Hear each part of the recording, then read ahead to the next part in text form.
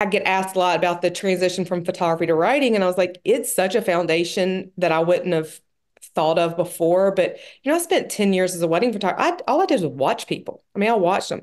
Where's the bride? Where do I need to do? Do I need to take a picture of what she's doing? Oh, looks like bridesmaids are over there not happy. Oh God, there's a little trouble with the mother-in-law. I mean, I'm looking at body language. I'm looking at everything. I mean, for 10 years since I walk into a room and I start tracking everything. I'm looking at the light, I'm looking at, body language, and, it was a great foundation. It's very visual for me. And maybe that's from my photography days, but it is very visual. I do feel like I can see it. I feel like it kind of plays like a movie sometimes.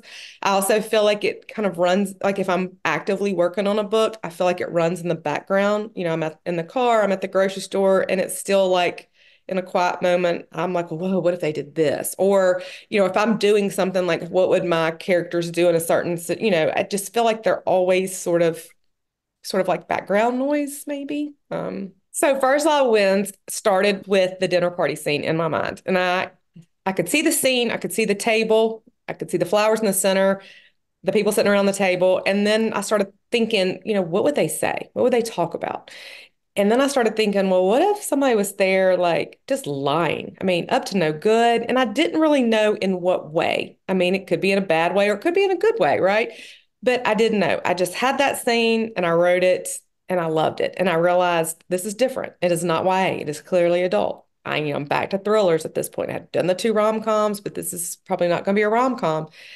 And after 10 years, in the YA world, it felt fresh and exciting and kind of I was a little bit jazzed and energized, kind of tackling something new. And I was like, well, let's go. Where's Evie going to take me on this ride? And so she was fun to write. When I sit down to write, I may not know, very far in the future of what's happening, but I know what I'm trying to write that day, and it's something that I've kind of already composed in my head, get visually, and so, and at first I was like, gosh, she could be, lying because she's up to bad. Or what if she's like undercover? Like she could be a cop. I mean, like I kind of kept myself open for just a bit at the beginning, trying to feel her out and where I wanted to go with her. And I was like, no, we're going. We're going bad. She's going to be a criminal. She's going to be a crook.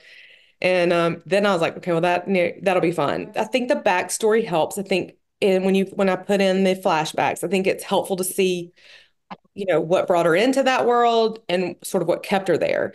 And I wanted her to be unapologetically good at her job, even if it was a criminal. Like I liked the idea that, you know, I'm good at this. I didn't pick this, but here I am, and I'm gonna excel.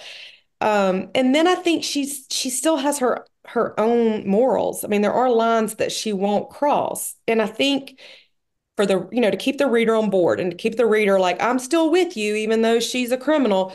It's sort of a little bit like a Robin Hood kind of thing. Like, I'm fine with her if she is, the people that are harmed or she's stealing from are not good either, or worse than her.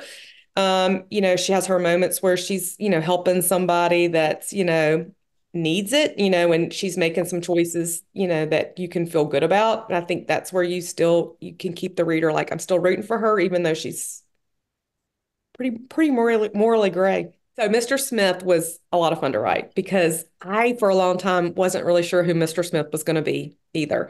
And he changed through editing three times, three different ways until I finally got him just right. And I think I had to sort of discover him, through the edits and through writing before I could figure out who I really wanted him to be.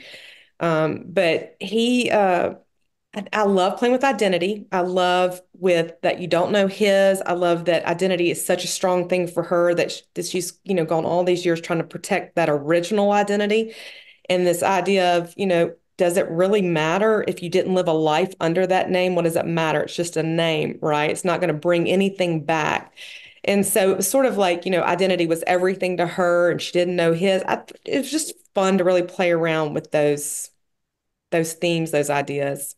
I do not like to know I like to have a general idea, but I do not want to know the specifics, and I'm okay with figuring out how I'm getting there. And honestly, for this book, I changed the ending 7 different times until I got it right. And, there were some were big changes, like who is Mr. Smith? That was three different things. There's another very big character at the end who's very, important at the end. There's a lot of changes as to who she was and what was really going on with her and her part. And it's like each time I changed it, I knew I was getting closer and it was getting better, but I just wasn't there.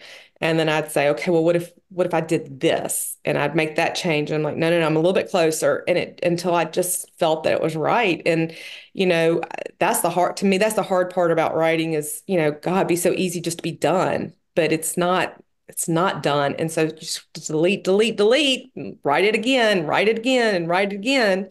This was the first time I really struggled in my mind, to get it right.